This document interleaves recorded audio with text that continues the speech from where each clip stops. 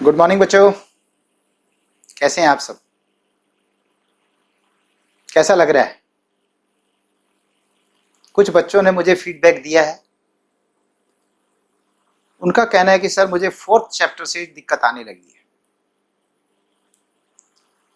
तो मैं आपको फिर एक बार याद दिलाना चाहता हूं। Chapter 3 changes in existing partners sharing ratio, profit sharing ratio, इसको आपको बहुत अच्छे से करना पड़ेगा। ये मैं आपको दूसरी तीसरी बार कह रहा हूं।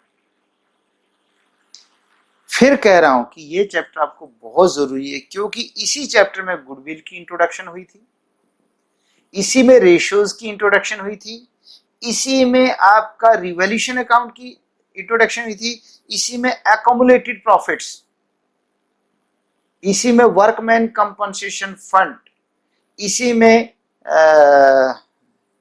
इन्वेस्टमेंट फ्लक्चुएशन रिजर्व,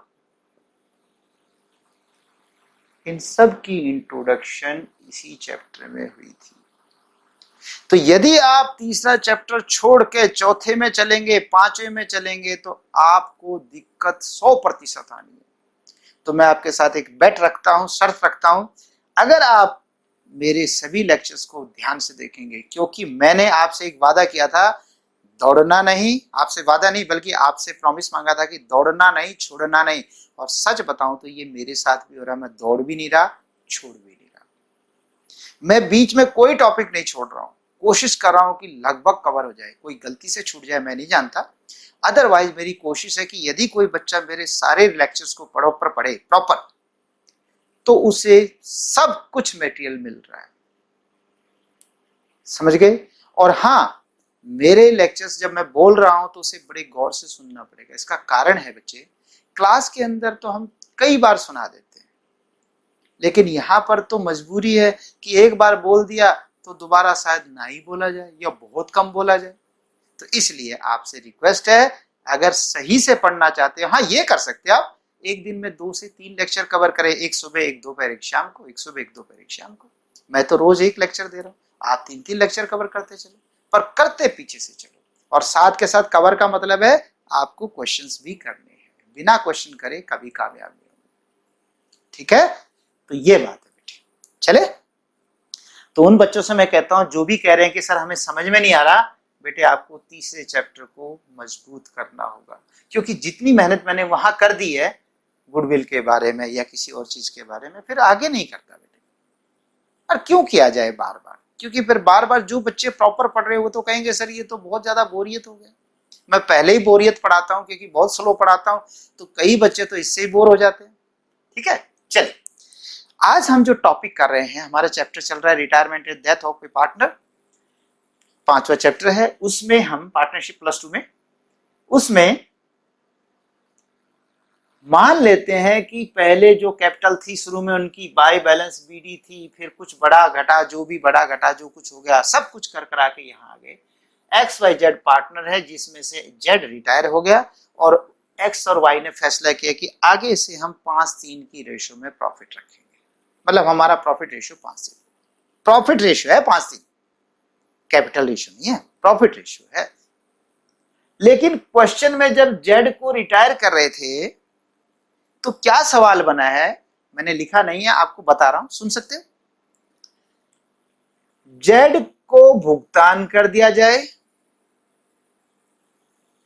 पे टू Z इन सच ए वे, इस तरह से भुगतान करे that capital of X and Y in reconstituted firm should be in the ratio of their profit and loss ratio। क्या कह गया? Z को घर से लाके भुगतान करो, मतलब X और Y को कहा जाओ 60,000 लेके आओ, 60,000 है, 60 लेके आओ। कैसे लाएं 60? 3 2 में लाएं, 5 3 में लाएं, या इनके बीच में जो गेनिंग रेशियो बनती है उसमें लाएं, किस रेशियो में लाएं? कहता मुझे नहीं पता किस रेशियो में लाओ।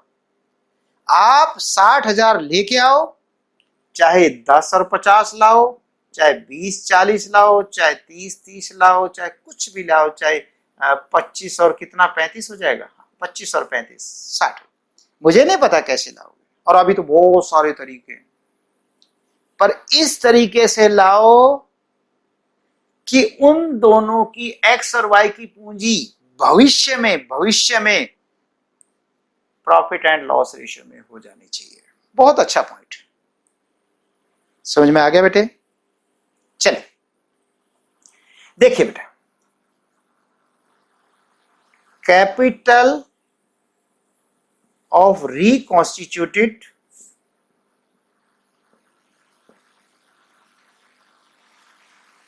firm will be is X capital. एक तो X की कैपिटल 1 लाख, ये नई फर्म की कैपिटल होगी। Y की जो कैपिटल है 80,000 रुपए, ये भी तो नई फर्म की कैपिटल होगी, बिल्कुल होगी। जो 60,000 है वो तो नई फर्म की कैपिटल नहीं होगी ना, वो नहीं होगी। जो जेड की कैपिटल है वो नई फर्म की कैपिटल नहीं है, लेकिन उसको 60 देने के लिए 60,000 घर से लाएंगे। गौर करने की बात है, मैं ये नहीं कह रहा कि ये कैपिटल नई फर्म की कैपिटल होगी, बिल्कुल नहीं कह रहा हूं, रॉन्ग। लेकिन उसको 60 देने के लिए घर से 60 लाना है, इसलिए ये फर्म की कैपिटल होगी टोटल। क्या मैंने यही 60 लिखा है? नहीं, पर 60 देना है। अगर बाय द वे यूं कहता कि जी 20,000 तो हमारी ओल्ड बैलेंस शीट है ना, जो ओल्ड बैलेंस शीट, उसमें हमारे पास कैश 20,000 है और बस आवश्यक राशि लिया हो घर से, तो अब देखिए फर्क पड़ गया ना। उसको कितना देना है मुझे? 60, 20 हमारे पास पहले से है, तो फिर घर से कितने लाने पड़ेंगे? आवश्यक राशि लानी है तो आपको सिर्फ 40 लाना है। तो इन दोनों की कैपिटल कितनी बढ़ेगी? 40। पेपर में ऐसे भी आ सकता है, ऐसे भी आ सकता है। अब तो क्लियर हुआ? मैंने क्या ये 60,000 जो है इसको जोड़ा है? नहीं बाबा, 60 देना है इसलिए 60 लाना है, इसलिए मेरी 60 कैपिटल। लेकिन ये किसकी बढ़ेगी 60 कैपिटल? कौन कितना लाएगा? ये भी एक दिक्कत है। छोड़ो इस टेंशन, अभी करता हूं, अभी करता। Amount required for payment of Z 60। हमें Z को 60,000 रुपए देना है इसके लिए, ठीक है। इस क्वेश्चन में तो 20 नहीं है ना, तो 60। और बाय द वे 20 होता और कहता कि नेसेसरी लाओ, तो फिर कितना होता? 40। ओके, तो बेटा इन तीनों का टोटल हो गया 2,40,000।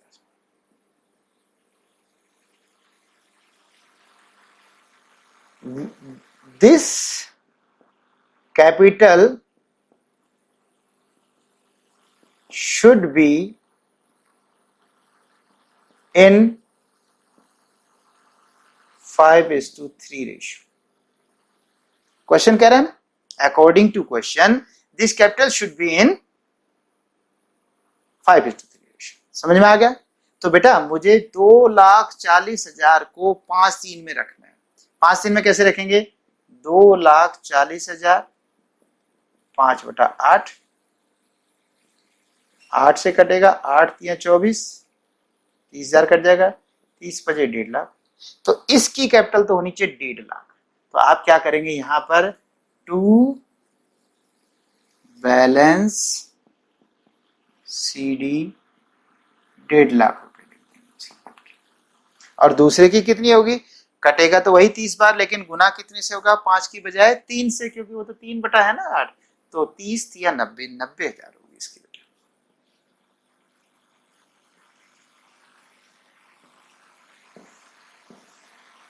अब ये और देखो,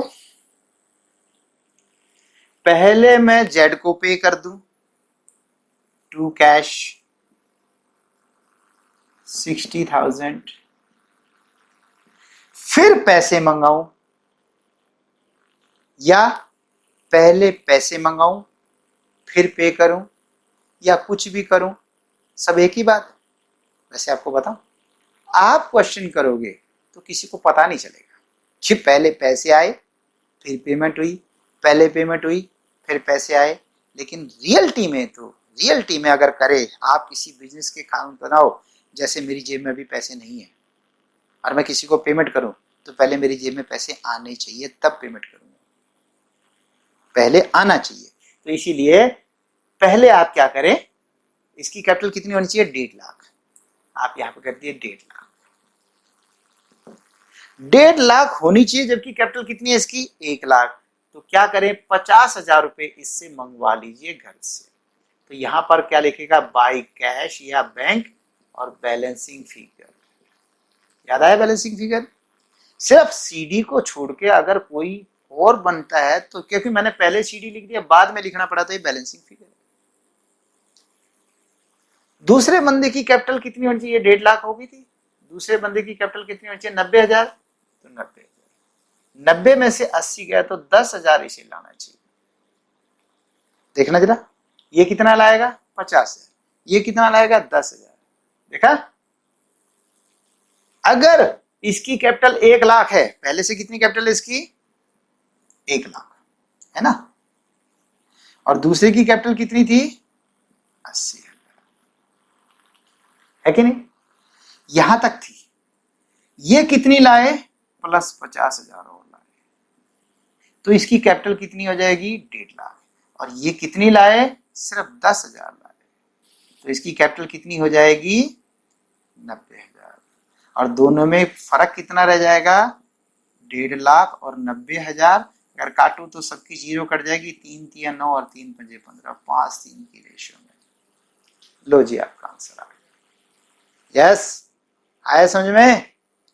देखिए कैसे, फिर से समझाऊं इस पॉइंट को। जितना उसकी कैपिटल है, एक्स की कैपिटल है वो लिख लो, जितनी वाई की कैपिटल है वो लिख लो, जितना जो रिटायर हो रहा है उसको देने के लिए चाहिए वो जोड़ लो, टोटल कर दो, उसको कैपिटल बना दो, फिर बाकी अपने आप आ जाएगा। और अब बाद में पे करना है, पहले पैसे मंगाओ और फिर पे करो, ठीक है? ओके, ठीक। अब अगला, इसी को क्वेश्चन को मैं थोड़ा और बदल रहा हूं। मैंने एक आपको बताया था, इसको मिटा दो बेटे नीचे वाले।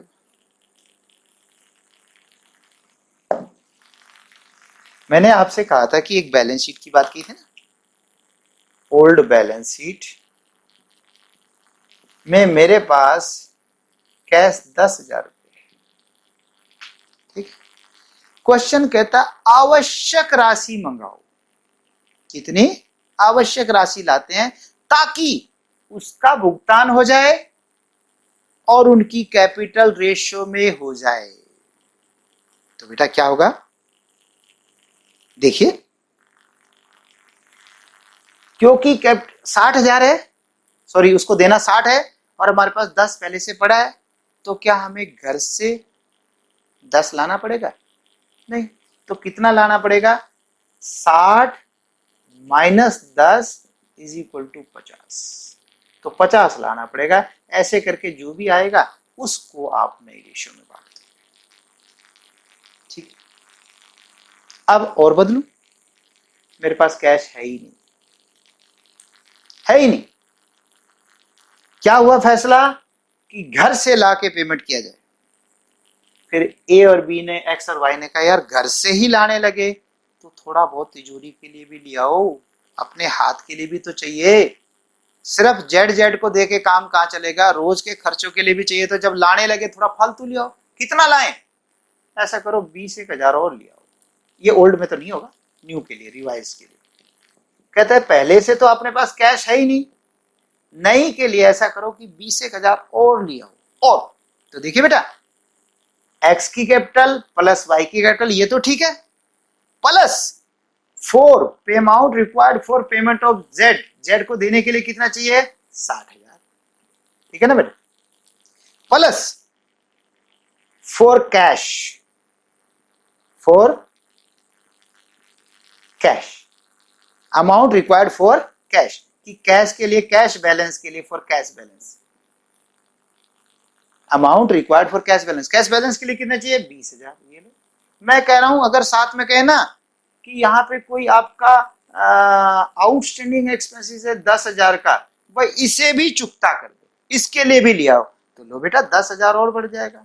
वो क्यों बढ़ जाएगा, इस 10 से नहीं बढ़ रहा, इस 10 को देने के लिए 10 लाने, इसलिए तो जितना भी कहे ये भी लाना है, इसके लिए भी चाहिए ओके, इसके लिए भी चाहिए ओके, जिस जिसके लिए वो सारा कर दो, बस उसका जोड़ करके उसका टोटल जो भी आ जाएगा उस टोटल को आप 5 और 3 में बांट दीजिए, 5 3 में बांट दीजिए, खत्म। और लास्ट में आप चेक करना, जैसे पहले कैश नहीं था तो 60 पेमेंट करके भी उसके पास कैश बचेगा नहीं बैलेंस शीट में। अगर आउटस्टैंडिंग एक्सपेंसेस था, कोई बैंक लोन था, अगर कहता है पे करना था तो वो पे भी होगा। तो इस तरीके से करते हैं क्वेश्चन, ठीक है। चलिए आगे चलते हैं। अब एक और छोटा सा एग्जांपल है, लगभग उसी तरह का है, छोटी सी बात समझानी है, कोई ज्यादा नहीं है, कि जैसे एबीसी पार्टनर्स हो, ठीक है, इसमें से सी जा रहा है, सी रिटायर हो रहा है। अब जो शुरू में कैपिटल थी मुझे नहीं पता क्या था, फिर उसके बाद गुडविल दे दी, जो रिवैल्यूएशन करना था, यानी रिवैल्यूएशन एक्युमुलेटेड प्रॉफिट कर करा के इनका सीडी आ गया, सीडी आके यहाँ पे बीडी आ गया। कौन सा बीडी है ये, लास्ट में सब कुछ करने के बाद, ठीक है, सिर्फ सी को पेमेंट नहीं किया। अब क्वेश्चन कहता है रिमेनिंग पार्टनर्स, रिमेनिंग मतलब ए और B, will bring sufficient cash, यहाँ पे लिखा है सफिशिएंट कैश, पर्याप्त मात्रा में कैश लाएंगे, इन सच वे, इस तरह से लाएंगे दैट सीज कैपिटल, की सी की कैपिटल 60,000 रुपए, एंड बैंक ओवरड्राफ्ट, और बैंक ओवरड्राफ्ट हमारा 20,000, पुरानी एक बैलेंस शीट है एबीसी की जिसमें बैंक ओवरड्राफ्ट 20,000 खड़ा है, bank overdraft is to pay off, भुगतान हो जाए, ये दोनों चीजें भुगतान हो जाए, and to leave a balance of ₹6,000 in cash in business, और बिजनेस में 6,000 रुपए कैश बच भी जाए। खाली नहीं करना बिल्कुल बिजनेस को, क्योंकि छोटे मोटे खर्चों के लिए भी तो चाहिए ना पैसे, ठीक है बेटे, तो इसके लिए खाली नहीं करना। आगे लिखा है and capital of reconstituted firm, क्योंकि जो दोबारा पुनर्गठित होगी फर्म किसके बीच में होगी, ए और बी के, should be in their new profit sharing ratio that is 5:3, और उनकी कैपिटल 5 थी। क्या क्या काम कह दिया, इसको भुगतान कर दो सी को, ओके, ओवरड्राफ्ट को भुगतान कर दो, ओके, कैश हमारे पास 10,000 ज्यादा है, 6 रख,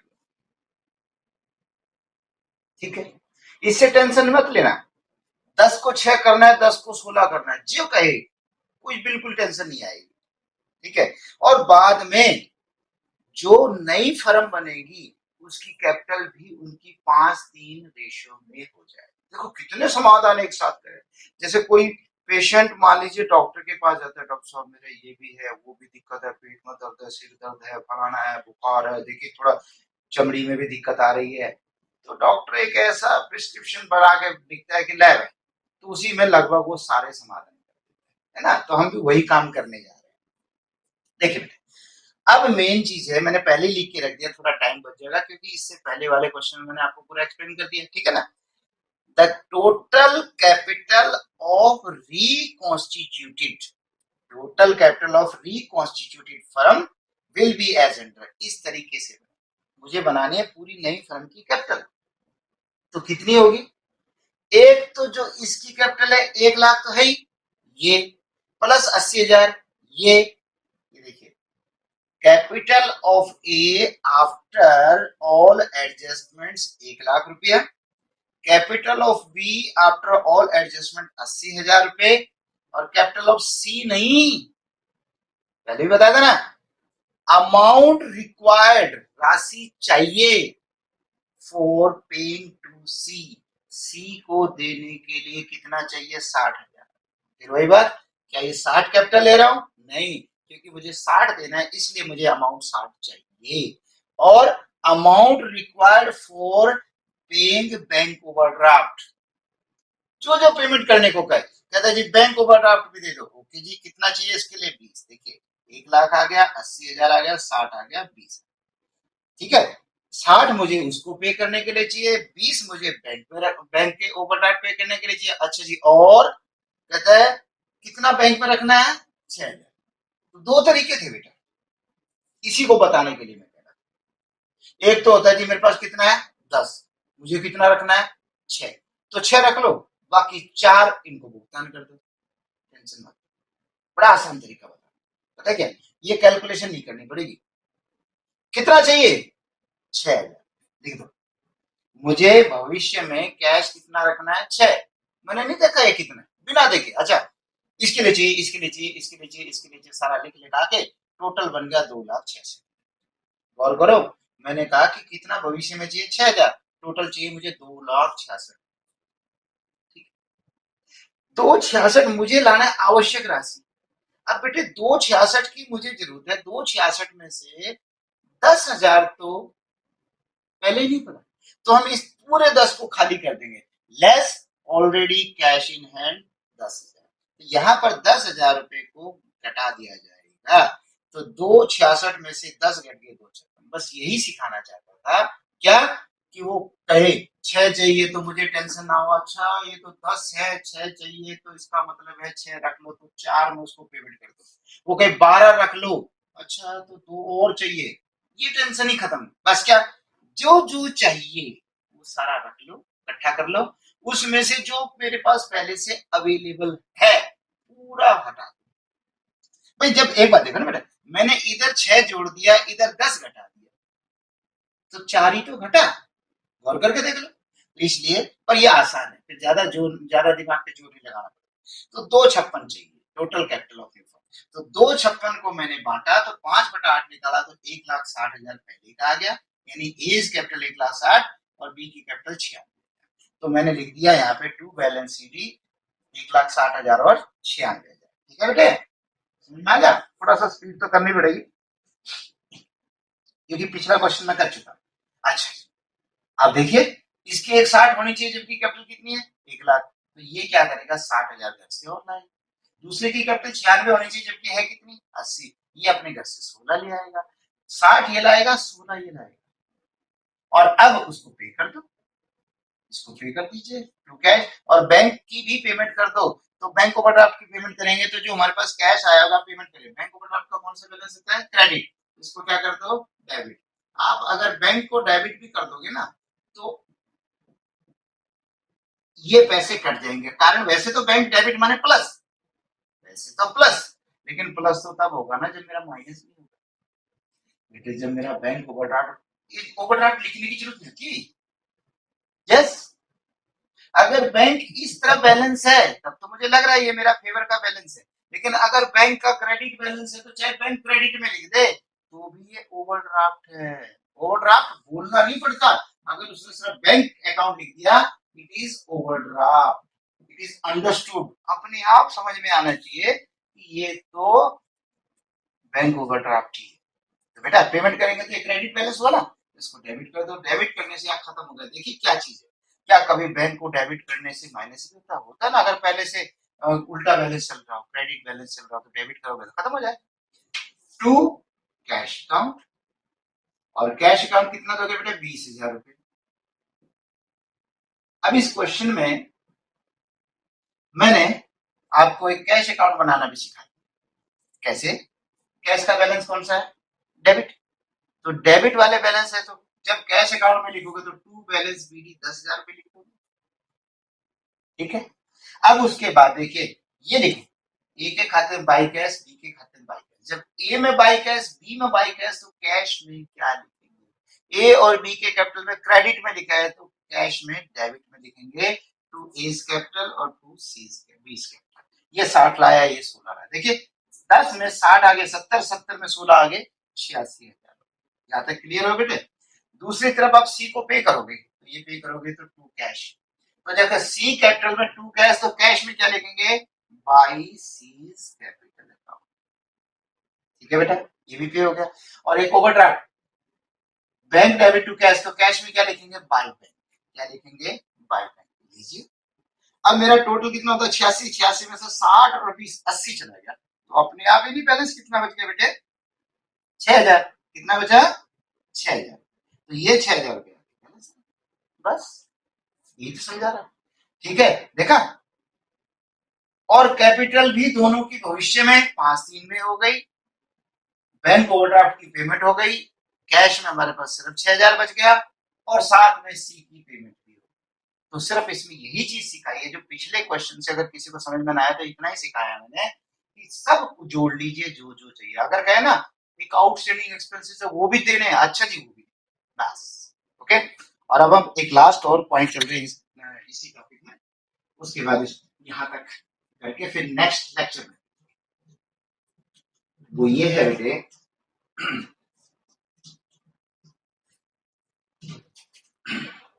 हिडन गुडविल। देखिए, कभी कभी ना ऐसा हो जाता है कि जैसे अभी मैंने कितना कहा था, उसकी कैपिटल कितनी थी, 60,000। वैसे तो मैंने ऑल एडजस्टमेंट के बाद, है ना, चलो कम कर, मान लेते हैं कि उसकी कैपिटल 50 थी। इसकी सी, सी बिफोर गुडविल, गुडविल देने से पहले 50 थी। अब अभी तक तो क्वेश्चन में या तो गुडविल देता था, टोटल फर्म की गुडविल इतनी है उसके हिसाब से हम उसका निकाल लेते थे, या फिर हमें कैलकुलेट करना पड़ता था। 3 मेथड थे ना, एवरेज, सुपर प्रॉफिट या कैपिटलाइजेशन मेथड, उनमें से किसी से टोटल गुडविल निकालनी पड़ती थी। ओके, चलो मैं बेटा एक बात मानो, मान लेते हैं कि एक ही साल हुआ था बिजनेस को, और सी अपने घर जाने लगा, भाई मुझे तो आपके साथ पसंद नहीं आ रहा, तो इसलिए मैं तो सॉरी, मैं नहीं कह सकता।